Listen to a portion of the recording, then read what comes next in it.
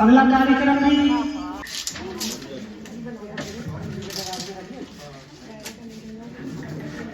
आप सभी को मेरी तरफ से प्यारा नमस्ते। मेरा नाम अंशिका है। मैं कक्षा 5 की छात्र। मैं आपको इस माध्यमिक में कुछ पेश करना चाहती हूँ जिससे बच्चे कला बनाना सीख सकें। इसके प्राथमिक के 3 कलर होते हैं, लाल, नीला, पीला। जैसे लाल पीला मिला के नारंगी कलर बनता है, पीला और नीला मिला के हरा कलर बनता है, और नीला सफेद बनाकर आसमानी कलर बनता है, लाल हरा बनाकर ग्रे कलर भूरा कलर बनता है, नीला लाल पीला बनाकर काला कलर बनता है। धन्यवाद।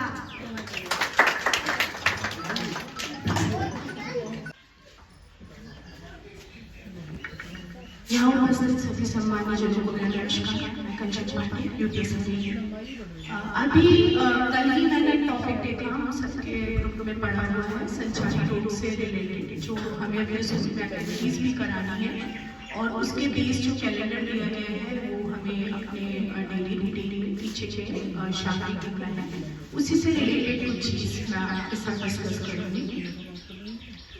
बच्चों को संचारी रोग के बारे में हम पिछले कई सालों से बता रहे हैं, एक्टिविटीज करा रहे हैं, उन पे बेस्ड नुक्कड़ नाटक करा रहे हैं, और निबंध वगैरह में हम लोग लिखवा ही रहे हैं। जो इस बार मैंने एक नया चीज करने का सोचा है संचारी रोग से रिलेटेड, उसमें थोड़ा सा आपसे डिस्कस करूंगी।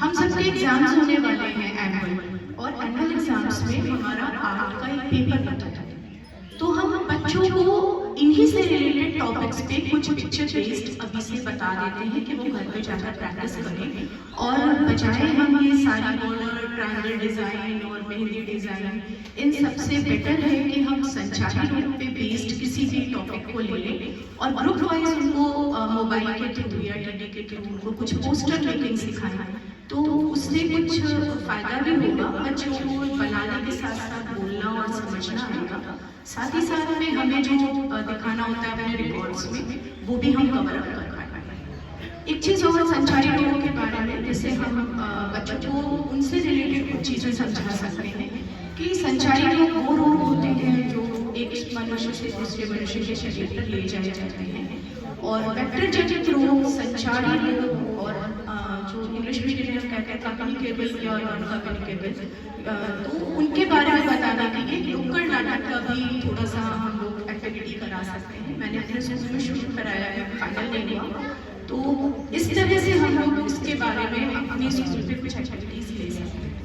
बाकी संचारी रोग क्या होता है इसके लिए थोड़ा सा बच्चों को ही गाइड कर सकते हैं कि आप स्कूल आए तो फुल कपड़े देते हैं, एंड शर्ट फुल ले लें, एंड फुल ले लें, आसपास की नालियों को कवर कर लें, अपने आसपास कूड़ा इकट्ठा ना होने दें, और छोटी छोटी चीज़ें जो उनके गाँव में इजीली अवेलेबल है, जैसे नीम की पत्ती है उसको जला करके उसका धुआं कर सकते हैं, स्टोर पानी में फिटकरी का टुकड़ा डाल सकते हैं, घर में पोछा लगाते समय सिरके का इस्तेमाल कर सकते हैं। ये कुछ चीज़ें बता करके हम उनकी हेल्प कर सकते हैं कि वो अपने आप इस चीज़ से सीखें। Thank you. और मेरा आज का टॉपिक है इको क्लब और मिशन लाइफ, जिसका ज़्यादा में अगस्त में प्रदर्शन किया जाना था और सभी ने दिया भी होगा, जिसमें अगस्त से लेकर अब मार्च तक विभिन्न गतिविधियां कराई गई हैं।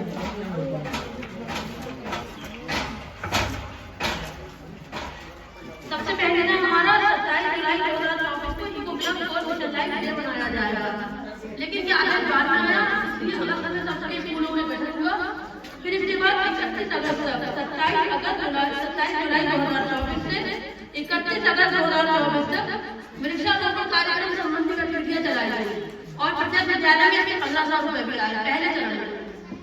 फिर आया प्लांट फॉर मदर इनिशिएटिव, एक पेड़ मां के नाम, सारे स्कूलों में ये प्रोग्राम बनाया गया, ये भी अगस्त में ही हुआ था।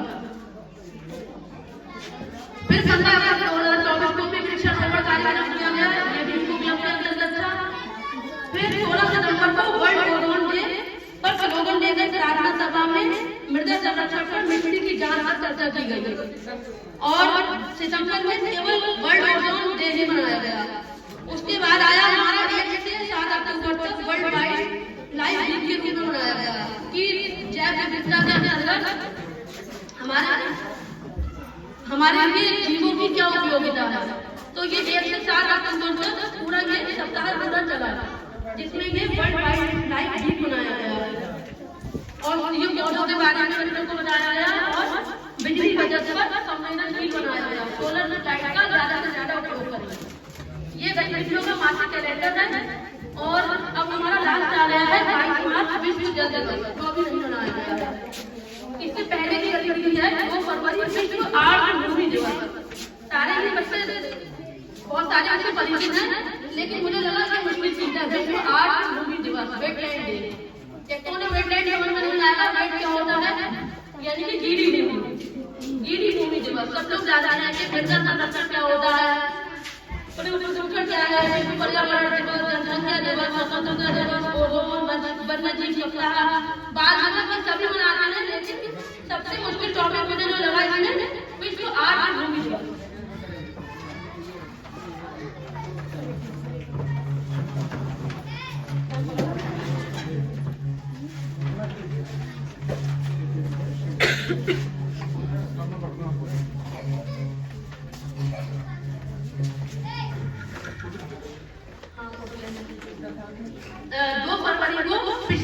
पिछले महीने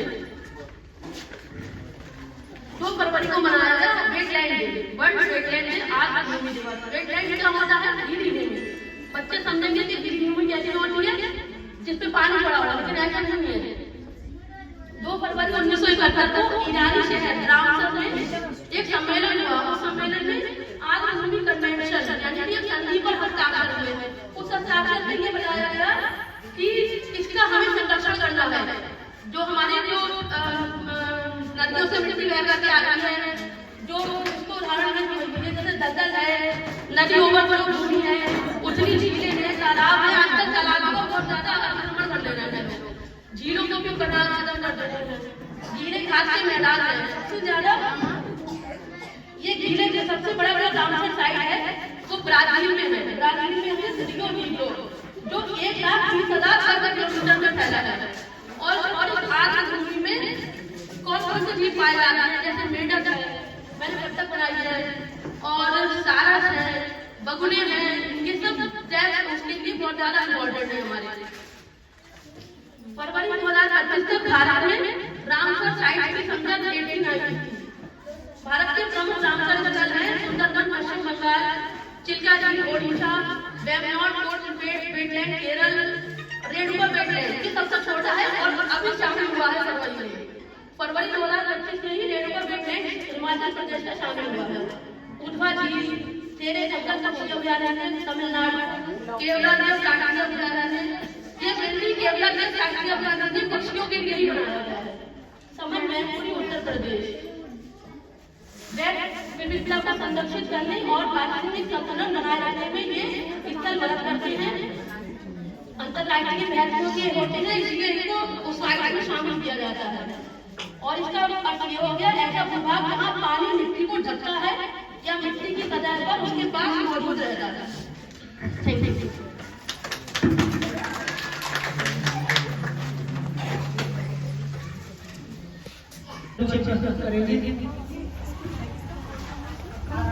मैडम जरा इधर साइड होनी वीर जवानों का अलबेलों का हौसला, इस देश का यारो क्या कहना, ये देश है दुनिया क्या कहना। यहाँ दिलबर के लिए दिलदार है, दुश्मन के लिए तलवार है, मैदान में अगर इधर पीछे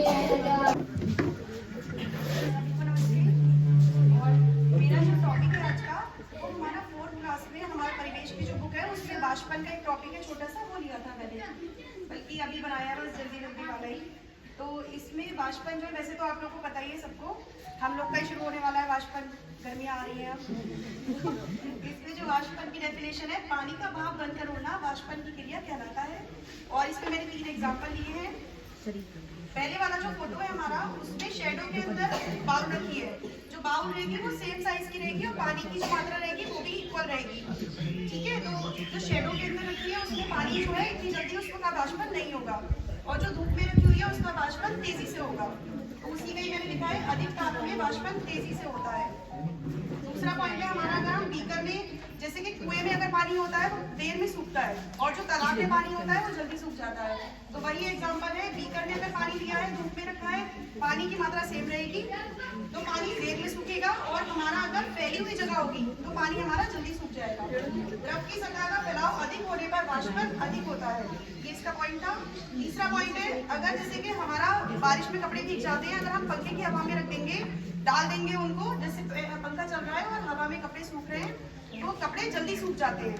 वैसे नमी में कपड़े जल्दी नहीं सूखते हैं। तो वायु की गति तेज होने पर वाष्पन अधिक होता है। एक पॉइंट और था इसमें कि जब बरसात के दिनों में कपड़े हमारे देर में सूखते हैं, क्योंकि नमी होती है, जलवाष्प होती है काफी, और जो हमारी गर्मियों का मौसम होता है उसमें कपड़े जल्दी सूख जाते हैं। तो एक पॉइंट ये था इसका, वाष्पन के बारे में ये मैंने बताया। Thank you.